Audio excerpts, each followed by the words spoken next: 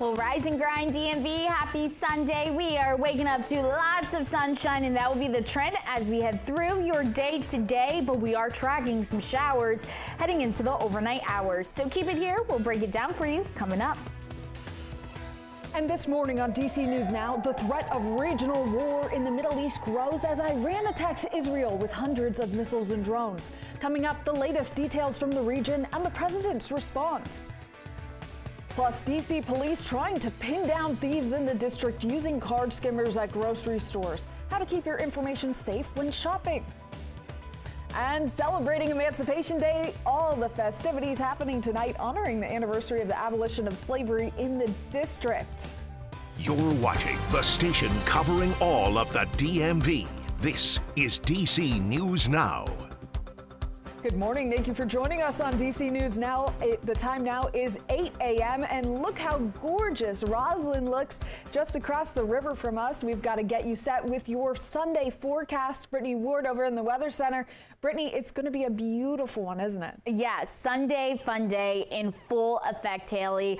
Get outside and enjoy it because just like you saw, we are seeing sunny skies at this hour, and that is the trend across the entire DMV. Satellite and radar is showing you we haven't even seen a cloud in the sky as we head through the last couple of hours. This will be the common theme through much of your Sunday, and the good news is today we are going to be a tad bit warmer. Now, temperature-wise right now, not looking too bad. We're sitting at 53 degrees right now in the nation's capital, 57 as you head over there to Lexington Park, lower 50s there in Hagerstown, 48 currently in Martinsburg. Now, as we head through the rest of your breakfast forecast, not going to be too bad. It looks like we start to warm things up into the upper 50s.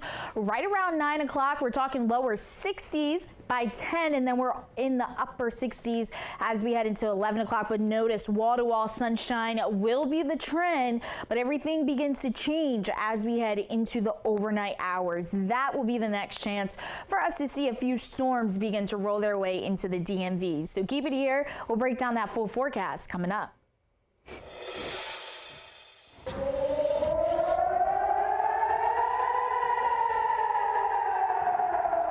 The sound of air raid sirens and bombs heard across Israel this morning after Iran launched dozens of drones and missiles as the Middle East moves closer towards a regional war.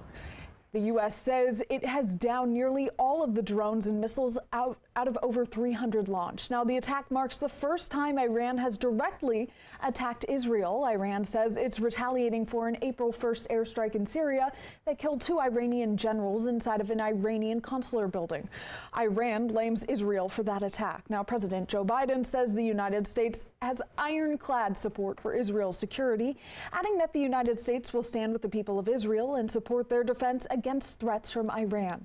Officials from Germany, France, and Canada also condemning the attacks. Now, this is a major escalation, the largest between Israel and Iran since the start of Israel's war in Gaza. Many are bracing for potential regional war in the Middle East. The offensive in Gaza has killed more than 33,000 people so far, according to Gazan health officials. Israel's exchanged fire daily with Iranian-backed militant groups in neighboring countries since Hamas's attack on October 7th. And yesterday in the West Bank, Israeli settlers found the body of a missing Israeli teen, then going on the largest rampage against Palestinians since the war began. Israeli military officials say the teen was killed in a terrorist attack.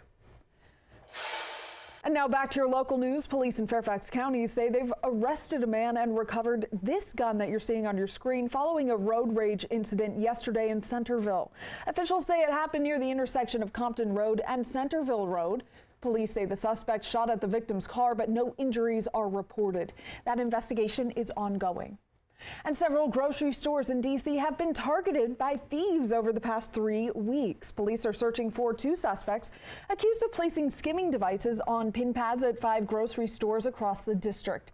Our Daniel Hamburg reports that a man found a skimming device at a Safeway along Wisconsin Avenue earlier this week. He thought something looked off, and he was right, and now police are thanking him because this is just one of 5 cases of skimming devices found across the district. Some shoppers I talked with weren't even aware this has been going on.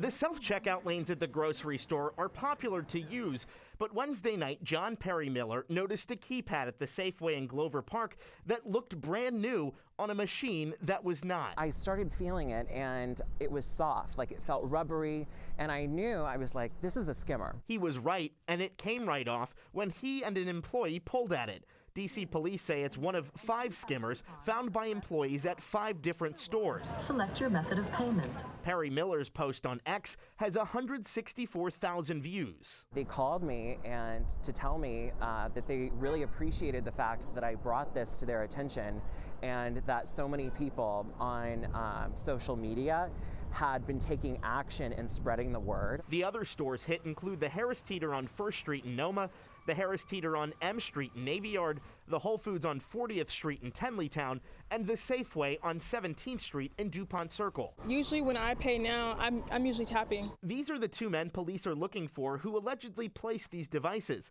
Shoppers we talked with are surprised but not shocked with experience looking for skimmers. I usually give it a little tug test, and if it just ever looks like there might be something on top of it. But thankfully with gas stations now, they also have a tap usually. So I think unless there's a skimming way that I haven't found yet on that, I feel safer using the tap. So if you've shopped at any of those locations I mentioned, you might want to take a look at your bank account. DC police are offering a reward of up to $1,000 for information that leads to an arrest and indictment of these suspects. In Northwest, Daniel Hamburg, DC News Now. Daniel, thank you. The number of opioid deaths is hitting a record high in the district. That's according to the Office of the Chief Medical Examiner. There have been over 500 deaths in just the last year. That's an average of 43 deaths per month. The medical examiner's report shows that fentanyl became the most common overdose drug in 2017. In 2016, fentanyl was involved in just 62% of overdose deaths, but then the next year that number jumped to 96%.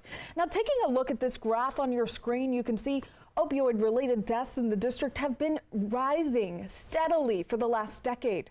The report also revealed that about 71% of opioid overdose deaths were among people between the ages of 40 and 69. Deaths are more common among men, and Black people account for about 84% of the deaths.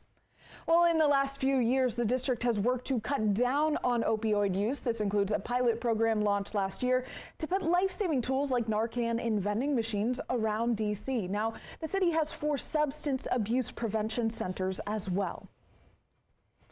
Imagine being able to walk into a crowded store, restaurant, or even movie theater and being able to detect if there's COVID in the air. Well, it could be a reality soon. A team at Virginia Tech is developing what's essentially a portable rapid test for the air. Our Chris Flanagan spoke with the lead researcher about the small device for this week's What's Going Around. So the first step is that you have to collect the air sample. And we're doing that in a way that doesn't require fancy pumps or any power. So you take this big bag and you kind of wave it around and unfurl it in the air. You capture this big mass of air, and then you roll up the bag and you squeeze the air out through a filter. The filter actually contains a piece of a surgical mask. You then take that piece of surgical mask, put it into a little bit of a liquid that has gold nanoparticles and other things in it. And then you would drip that onto something like a rapid test, which if the virus is there, it'll show you ideally show you a colored line. Dr. Marr, how much of a game changer is this? Obviously, this would be very important, but how much of a game changer would this be? I feel like this would be a big game changer because you'd be able to walk into a place and then know within 15 minutes, am I at risk for getting COVID-19, or we could develop this for other diseases too. And that would really give us the type of information that we just don't have right now. We're really blind to what our risk is in any given space. Dr. Marr, how exciting is it to come up with a device like this that can help everybody deal with COVID?